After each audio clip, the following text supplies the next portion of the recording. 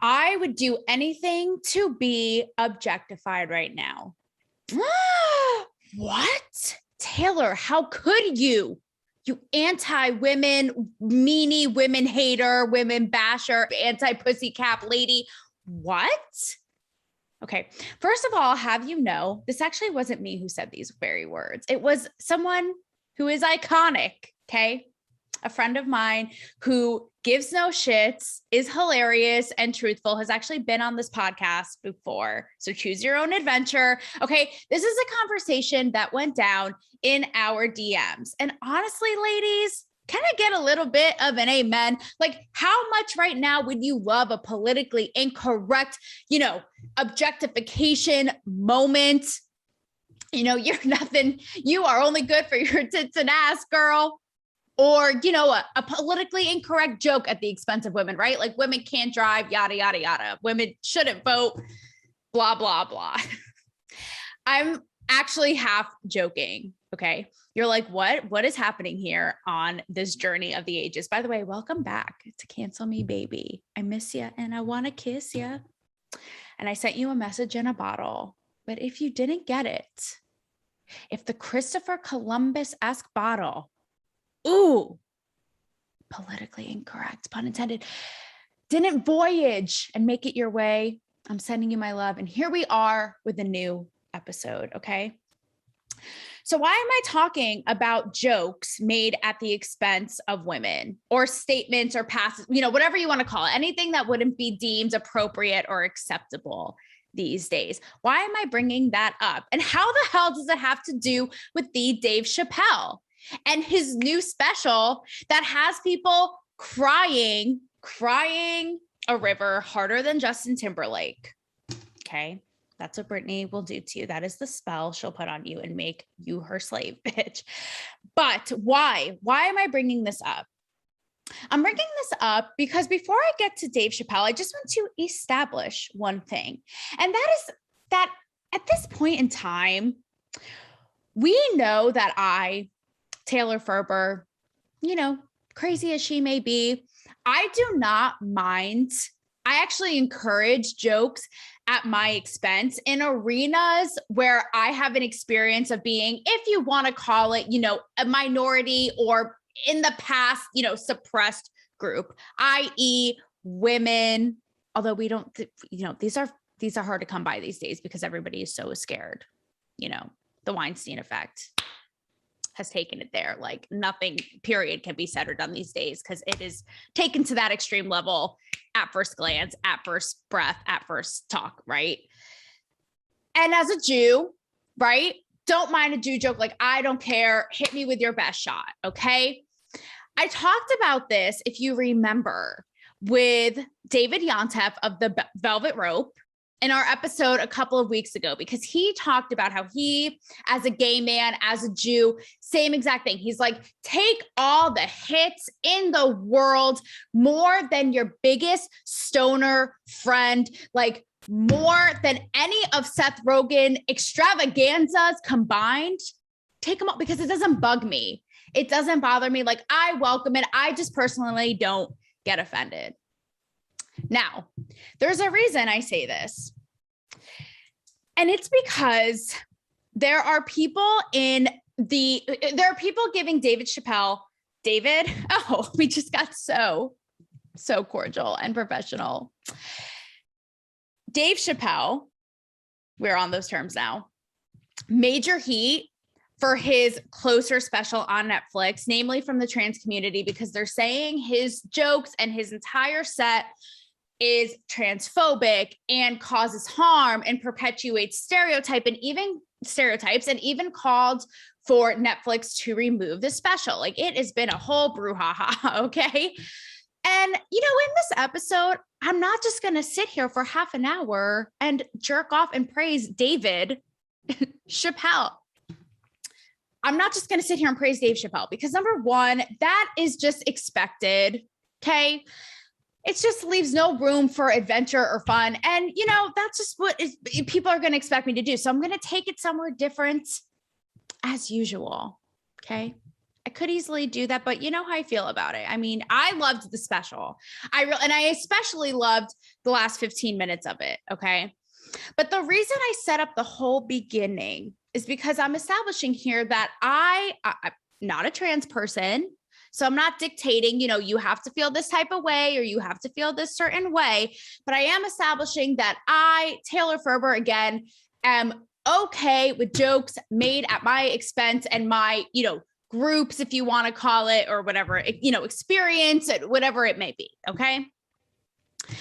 Now, what I loved about Dave Chappelle's Closer is that it actually had it took an unexpected turn. He makes jabs at and jokes about, trans people and, men who transition and have like an Adam's apple and the jawline, right? Like the physicalities and all that. But the arc of the whole like journey is about his friend. There's going to be some spoilers here, maybe not, about his friend Daphne, who was trans and who was a hilarious comedian and who he had open for one of his huge, one of his most iconic shows. And he talks about how it takes a turn, right? But he talks about her as a human and her experience and this whole thing. I kind of don't want to give it away because it is like telling a little kid that Easter Bunny and Santa Claus are in an incestual relationship and or don't exist. But the point is it has a very heartfelt kind of like bridge that you're not expecting and then an ending. And he even goes as far as being self-deprecating about himself and acknowledging the fact that people are going to call him transphobic because he's like, me, Dave Chappelle, I'm not even going to go near a trans person because I'm so transphobic and so scared of them, right? That whole idea. And he also says that he's made jabs and jokes about the whole trans issue in the past. And he says, these people who give me backlash aren't really listening to what I'm saying. They're not really listening. They're just so quick to, those things in Austin Powers where they hit the button, they fall back and the sharks eat them. Do that to him. Okay. Do that to him. And so I have to say, number one, the people who are calling for this to be removed, you miss the whole point of the stand-up and clearly didn't listen like he said. He says that the whole point in comedy is you're supposed to punch up, not punch down, AKA don't punch down on people who are already have disadvantages and who get shit on and who are hurt, right? Like why you got to kick the little guy when he's down, that idea. But he talks about how his friend Daphne, okay, I'm going to give the spoiler, trick or treat, it's just going to happen. Okay. He talks about how his friend Daphne to him was first and foremost, he's like, I don't know what the trans community did for her, but I know that, to me, she was my people and that she was a comic. So when he came under fire for something that he did, she took to Twitter to defend him and say, he doesn't punch up, he doesn't punch down, he punches jokes or punches lines or something like that. And he's a master of his craft. And she got so much shit. A couple of days later, he reveals that she committed suicide. He says, I don't know if it's related to what happened on Twitter. I can't imagine that helped, but he ends it with this like, damn, it just leaves you. And he's talking to the people, right? Even people in the trans community who went after her, who go after him. And he says, stop punching down on my people. Meaning, a comic to him or someone who has a different point of view or someone who goes against the grain, even if it's one of their own, a trans person like Daphne. So that's why I say the people who want this shut down didn't even hear his message. Number one, there's that. So he's right. He's like, they're not even listening. Right. But the reason that I disagree that this should be pulled is because it just has the opposite effect in my mind. Right. If we can't even, number one, joke about a certain group, but take it a step further, right? Like have an opposing thought or a thought outside like the orthodox box that the mainstream wants, people are going to resent and resist that group even more and be like, oh my God, we can't even make a joke. And that to me is 10 times more harmful. I mean, this stand up, like, is it real? I mean, again, I'm not trans, so I'm not going to speak for them, but is it really, quote, perpetuating harm and stereotypes? The whole thing was basically an ode to his deceased comedian trans friend. So that's where we're getting ourselves in a bind. And the way that this whole thing unraveling is so fascinating because, again, it's an example of the woke falling in on itself, right? So many pieces I read were saying that Dave Chappelle, a Black man, was using vehicles like white supremacy and is hurting minorities. And I'm reading it going, he is one. He's one that you were defending 5 seconds ago, right? And again, it's like going in on this poor woman for standing up for him. It all just continues to not make sense and fall in on itself. So there's that. I think we have to be able to joke. We have to be able to joke, and we have to be able to allow opposing thoughts. This isn't 1984. Newsflash, okay? Thank God for that. But actually it is. So like, fuck us all. So the thing that he talks about too in his stand-up is how Daphne would cackle at jokes about trans people. And what got me thinking about this, kind of what I was saying earlier in the beginning, right? Jokes at our own expense. But I read a great piece. I talk about him a lot, but the one Andrew Sullivan, he is, to give you a little context, he used to be a big time columnist at New York Magazine, I believe. And he is one of the people who went rogue and quit once everything got woke. Cause he was like, can you please stop telling me, for the love of God, what to say? I hate you. So he is, like, a little context. He is a gay man, but he hates wokeism. He hates Trump. And he defends, biological sex oftentimes, because it's also like, here's a little sidebar. It got me thinking about him because he's like, he writes an amazing essay on this. And he says, anyone who even makes an observation about reality or biological sex is automatically transphobic. Just like how if you make any sort of observation about race, you're a racist, right? It's like that idea. And it got me thinking too, as far as everything falling in on itself, like, to his point, if there's no such thing as gender, then why celebrate gay people or lesbians? Because they're attracted to people of the same sex. But if sex and gender are an illusion and not a thing, like, what is the point? It's like, we're all just objects, like, making out. Like, you see what I mean? It all just falls in on itself. But what he says that was so strong to me is how he supports Dave Chappelle. And he's like, I watched this stoned off my ass with my homo friend. Yes, he says homo friend. And he says he laughs the hardest at jokes about gay people. Cause Dave Chappelle makes shots at gay people too. He's like, I miss old school gays who had thick skin and a backbone and a hard dick for each other. Like, what a time, And he writes this line, and it really stuck with me. And it made me think about what I was talking about in the beginning. And he says, the way the elite media portrays us, you'd think every member of our community is so fragile we cannot laugh at ourselves. It doesn't occur to them that for many of us, Chappelle is a breath of honest air doing what every comic should. And he talks a lot about how the media and it's not just the media, guys. Yes, it's entertainment, but it's schools. You're seeing it happen, in universities. You're seeing it happen in fields across the land, okay? This dreaded land. But he says, this is also what really sticks with me. He says, assuming marginalized people cannot tolerate humor at their own expense is as dehumanizing as assuming they have no agency in their lives. I mean, really soak that in and think about it for yourself.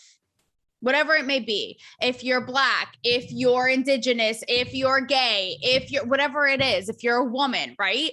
Can you handle a joke at your own expense? And if anything, I bet you laugh even harder. Because like Andrew Sullivan's saying, it's sort of like, we got to laugh at ourselves. It's sort of like a breath of like relief, right? And or release. So something that had me thinking about this is, if you remember, listeners of my show may remember this, but my Morgan Freeman experience. My Morgan Freeman experience. And if you've heard the story again, well, too bad, bitch. My Morgan Freeman experience happened when I first moved to LA.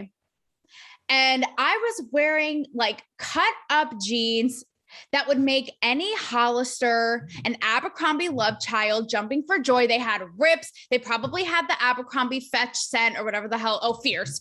Okay. Fierce scent. Okay. I was going the whole way. And I was sitting right next to Morgan Freeman in this press, basically like a baby mini press conference while he was promoting a movie, basically sitting on his lap. Okay. Speaking of Santa. And he was looking at them like, I think this girl just left the house without half of her pants, you know, kind of how my own grandparents would make fun of me and be like, are your pants missing? Right. Because they're like, what happened to poodle skirts and that whole thing? No, but they're like, what is going on there? It was like that. It was not at all creepy. It was not at all inappropriate. It was hilarious because he was like, those are very interesting. What is happening? So before he left, I got part of the interaction on video. You can see it, hit up YouTube. What a time. And I say to him, Morgan, is there something you want to say about my pants? And he like looks dead in the camera. He looks at me. He's like, wear them, baby. High fives me. Everyone is screaming, cheering, you know, having a rowdy time. But then there was also before the No Fun Club, this was like the leader of the No Fun Club before it really, you know, convened, this woman. She didn't like this interaction. She was probably a middle-aged woman and she did not fancy the jeans, Morgan Freeman journey of a lifetime experience. So what did she do?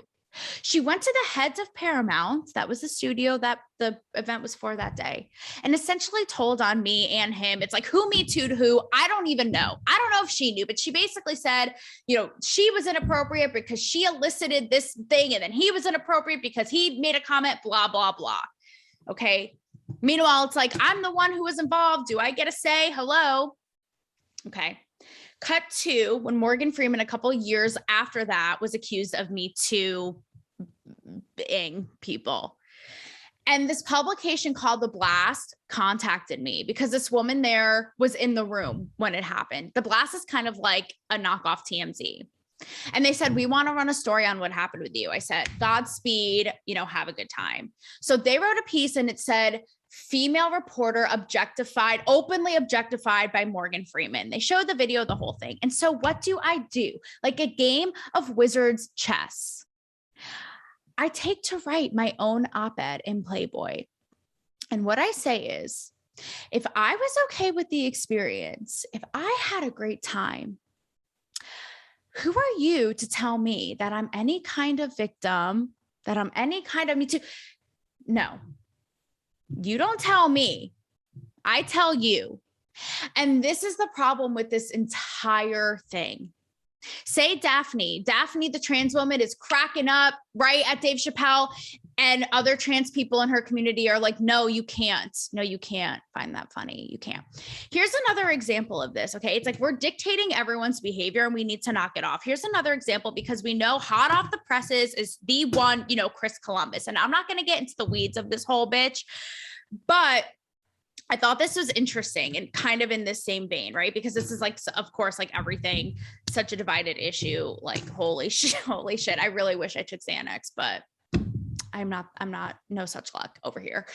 Padma Lakshmi, she's the Top Chef host, and she also hosts this other really super successful show, a la Anthony Bourdain. She posts on Instagram this jab at Christopher Columbus, because now you know the whole story. Like, it's split, divided, up in arms, get rid of it, make it Indigenous People Day, yada, yada. So Padma posts this thing that's basically on Instagram, and it's like, throw every statue of him into the ocean, let that bitch sink, and make him think he discovered the Atlantis, whatever. Make him think he discovered Atlantis, ta-ta, bye-bye. And then she writes like, Happy Indigenous People Day. And I went through the comments, which is fascinating. And then this one woman comments, and she's like, I'm an Indigenous person. Like, can we not, like, can we just move on, kind of thing, right? Like, why are we dwelling on the past? And she gets blasted, of course. And I thought the same thing. And she even says, she's like, so you're going to tell me, you, a non-Indigenous person, you're going to tell me, an Indigenous person, how to feel about this. And it's that idea. And that, you guys, is what got Chris Harrison in the doghouse, if you remember, because this motherfucker is over here to a white man to Rachel Lindsay being like, Rachel, who are you? Who are any of us? Like, who are you, a Black woman, to judge a white woman for going to this, old South, racist party in college with racist undertones? And she's like, gee, I don't know, me, a Black woman, right? That's where he got in so much trouble. Okay. So yes, moral of the story that Chris Harrison had to learn the hard way is stop telling people how to feel about their own situations and experience. I don't think it worked out well for him. I mean, he is probably, raking in some sort of like NDA multi-million-dollar deal, but that's not the point, people, because his reputation is lost at sea. Okay. With the remains of Chrissy Kalam. Now, there's a push and pull now going on, right? Because you have the head of Netflix who's not caving. He's defending Dave Chappelle and he's not pulling the program. Who says program anymore? I do, a 100-year-old, nor should he. But what happened was there's a trans white woman at Netflix, and I think a couple other people who basically, this one woman I'm talking about, she's the showrunner of Dear White People, which is also hilarious to me because you have a white woman as a showrunner of Dear White People, a show about Black people, like explaining their experience to white people. But anyhow, we're not going to get trapped in this maze of Wonderland. Okay. But she basically boycotts and says, I don't want to work here anymore. I think I'm talking about the same person. Either way, all you need to know is people at Netflix were boycotting, saying this needs to be pulled. And it's all like weird, this push and pull. Should it be pulled? Should it not? Right and wrong, da, da, da, da, da. And I also find it really funny too. Well, not funny, but kind of interesting how she even says like, this needs to get pulled because, what he's saying is really dangerous. And I'm like, okay, you run the show Dear White People and you're over here though calling a Black man's free speech dangerous. Again, none of it makes sense. Okay. But I'm glad that Netflix didn't pull it. I was like, these bitches better not. Okay. Because here's why, and I talked about it earlier, but we need this comic relief for our fucking functioning society. And how interesting is this? Yes, I did my homework today. Yes, even on a holiday, arguably, controversially, a holiday, maybe not yesterday, but I did my homework on a non-school day yesterday. And I wanted to tell you how fascinating I found this. Okay. The origin of politically incorrect humor comics, right, were from two men specifically who were minorities, okay? A Jew and a Black man. What does this say? So I read this essay from this woman who is like, she is living, breathing, sleeping comedy. This bitch is like writing dissertations on it, is studying it, is doing Morse code about it. Like it is life for her. Okay. So she writes this essay. I'm going to pop it up on the screen here. It's called, I think it's a couple years old. It's called How the Marginalized Invented Politically Incorrect Comedy. And she talks about how on TV, namely, it was like cookie cutter, Stepford Wivesy, 50s family friendlies. Yeah, Teddy, vanilla jokes, right? With like Johnny Carson and all that shit. Okay. And then who comes along? So in the 50s comes this man, his name is Lenny Bruce, and he's a Jew. He's the one who like really busted the door open and was like, fuck this shit. Okay. He made jokes about religion, about sex. He had a stand-up called Tits and Ass. Brings it back to earlier. Am I right? Okay. About race, he had a stand-up called How to Relax Your Colored Friends at Parties. And then a decade later, you've heard the name, comes Richard Pryor, right? The Black comedian who, again, busted the door down, was totally politically incorrect, talked a lot about race, anti-police, all that kind of stuff. Think about all of the things that they paved the way for now. Like through the years, all of the inappropriate, imagine if we were still that like cookie cutter, quote comedy, literally nothing would be funny. Everything would be every late night show we currently see. Boring. I don't even chuckle. I don't even giggle once. Okay. Everything would be that. But she talks about how important comedy is and was, because that's the point of comedy. And I know people say this a lot, but let's not forget the whole point is to make people uncomfortable, to air out like how awkward society is, and to shine a light into the dark crevices that we're otherwise afraid to, that are taboo, right? And a lot of times at our own expense. When you think about it, I mean, even Lenny Bruce, it talks about in the article how he often used, racial slurs as a way to sort of like defuse them and give them less power and give them less weight. Imagine now he would 100% be called a racist, right? It's the same thing as Dave Chappelle. He is clearly not transphobic. Okay. And an example of this too is All in the Family. All in the Family. Do you guys come on, brush up on it, check up on it, as Beyonce would say. Okay. Archie Bunker, this lead character in this iconic show. And Archie Bunker, it was created by Norman Lear. And by the way, this sweet old man, he's a white man, sweet old man. I actually met him at an event honoring him just before the shutdowns happened in LA. And like, what a sweet little old man he was, like shorter than me in real life, if you can believe it, but like living icon. And even Hollywood, who is as uptight and woke and politically correct as it gets, had this event to honor him, right? To cheer him on and applaud him. That's how important his work, like All in the Family, was. Now, Archie Bunker is a character who in every sense of the word, he is racist, he's misogynistic, all these things. But at the same time, you kind of love him. Now, is Norman Lear, the creator, actually racist and misogynistic? Plot twist, no, right?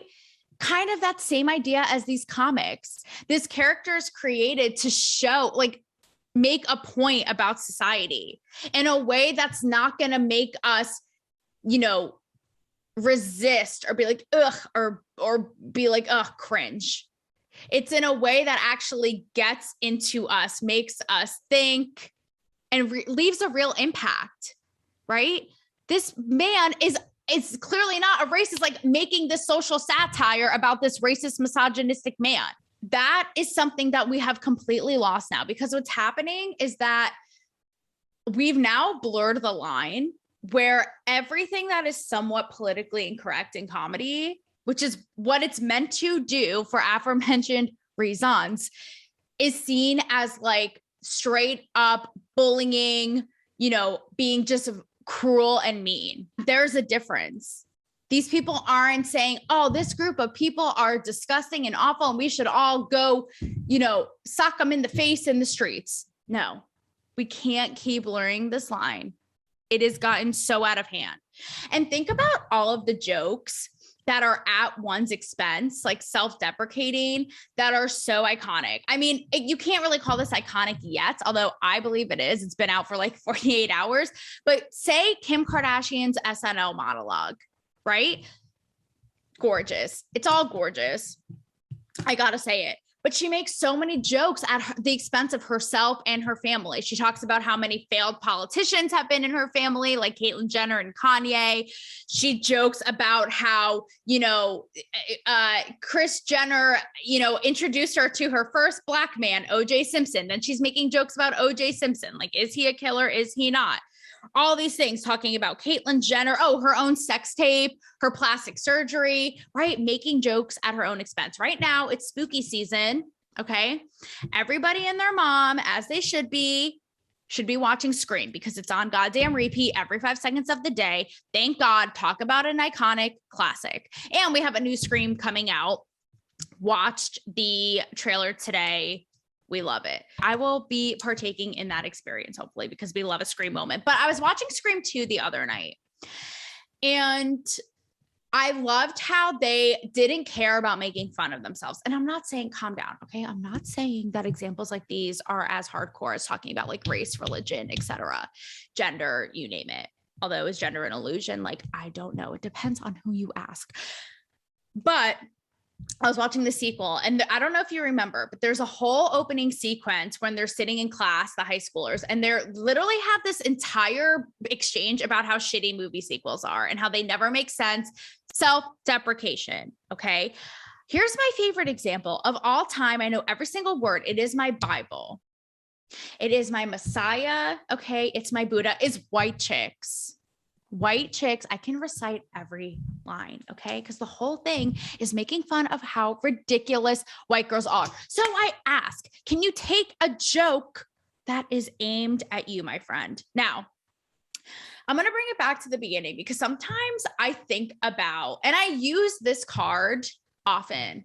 I kind of fall into this. I don't know if it's a trap, but we've gotten to this place now where the more like minority quote groups you fit into, the more leeway and agency and clearance you have, right? So in my mind, I'm like, oh, I can say this stuff because I'm a woman, because I'm a Jew, because I'm I've said this, but first generation American on one side, my mom immigrated here. That's an arguable one because, Italians aren't like don't forget though, back in the day, we dealt with our fair share of shit in this country, but now we're like the cool kids, but don't forget. Okay. So that one's questionable, but regardless, I think about it and I'm like, oh, well, I can say all this stuff because I've checked this box, and this box.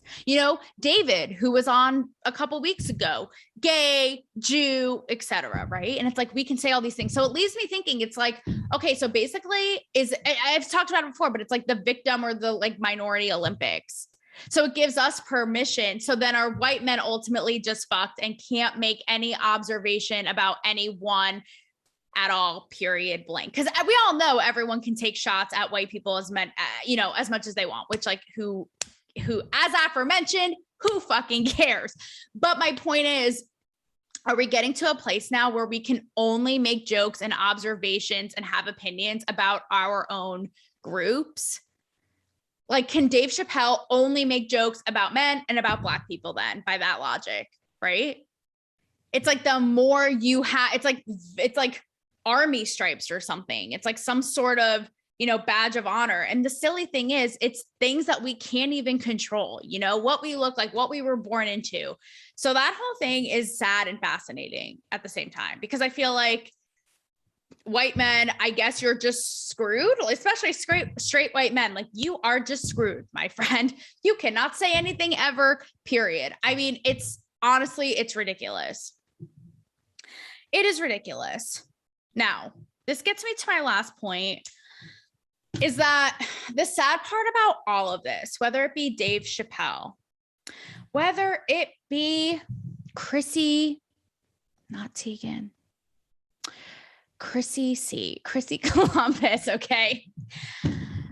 I like keep nicknaming this man and like, it's just kind of silly. Okay. By the way, I don't have ties to this man one way or another. Like, I am not kept up at night being like, this man's holiday needs to be eradicated. And I'm not up at night being like, he is the best guy I know. Like, it's okay. The whole thing is, it gets getting me to where I'm at now, which is what's happening. And what scares me is that it feels like there's two groups and we have two completely different ideas. My microphone is getting involved in this shit because it's invested. We have two totally different ideas of what progress is, right? So you have the people who want to, eradicate Columbus Day, who want to take down Dave Chappelle's special, who are in their mind thinking that what they're doing is progress. But then you have people, I don't want to say on the other side, so to speak, but then you have people like the Bill Maher's or like what I do on this show who are going, no, wait a minute. This is progress. We're going back so many years because first of all, the stuff I mentioned today, Richard Pryor, All in the Family, all of this stuff, we're going more than backwards. Okay. That's how damaging all of this is. We can't even get away. Not only are we going backwards, but we can't even get away with the stuff that they did then. Right. But we're going backwards because we are crucifying people who either don't speak up about something or speak up or make a joke or they mess up or don't do it right. So no one wants to speak up or joke about anything at all. How is that progress? And in terms of the holidays, it's this idea of, in my opinion, harping on the past and sort of course correcting versus celebrating we're not in that place anymore. Let's keep it moving. Let's go forward instead of kind of, like I said, harping on the past. And that's what I try to do with this show. Kumbaya, my people. Kumbaya. To me, what we do here is real progress. That is progress. And isn't it kind of spooky? Speaking of, spooky season, how it's switched. Progress now is fighting for different thoughts and opinions and jokes and uncomfortable, awkward conversations to be heard. Not you have to fit in the school of thought or else. Like how the roles have reversed, how the tides have changed. I don't know why I'm on this ocean theme today. It must be some Freudian Columbus shit. I don't know. A sad example of this, and I posted about this on my Instagram today. I read an article about how flags in schools like BLM and LGBT rainbow flags are getting banned because school systems are saying they're too political. And this is exactly what I've been trying to talk about on this show. Since the land before time, I'm blue in the face. I'm a Smurf. Someone help me. But this is what I've been trying to say. Is that if we are constantly forcing things on people at every turn, and not only forcing them, but punishing them if they don't get it right, if they don't say things a certain way, or if they do say things, but in their mind, it's out of line or it's harmful or it's hurtful, you're going to get a backlash of now this shit happening, which is we don't even want to support it, period. Because it's become too political, right? That's what I was saying earlier. It becomes this like resistance and resentfulness, like, oh, no, thank you. And that's not what we want. The rainbow flag should be flying high and mighty, my friends, high and mighty. So it has the opposite effect of what we want. And I ask you, is that real change? Hallelujah, amen. Is that to you real progress? I mean, really think about that. I feel like people could who isn't familiar with my work, because often on my show, I'll talk about fun, politically incorrect things in the past as if I'm living in the past because it was better there. No, but I'll post about things all the time that wouldn't fly anymore, like scenes from 90s movies and all these kind of things being like, what a time to be alive, American Pie or Scary Movie. And I could see where people are like, is this girl living in the past? She clearly just wants to be a dinosaur and, doesn't want any change. And in fact, honey pie, it is the exact opposite. Like I'm putting my neck out on this show on the D, not on the dick, on the daily, in order to fight for these actual joking and conversation and airing it out and understanding each other and moving forward, not punishing people, to happen and to be made. Because let's be honest, it's again how the tides have turned. It's so much easier these days to just be woke and be politically correct and fall in line and be in that school of thought than to go against it, than to push for, freedom of our thoughts, for crying out loud. That's when you think about it. It's like, what side in hindsight, I hate to say sides because I know we're all so divided and want to just be in an ocean and never come out. But it's easier to just be woke. So which one are you going to fight for and be on? And I ask you ladies, I ask you gays, I ask you Black folk or trans folk or whoever it is, in the name of true progress, can you take a goddamn joke?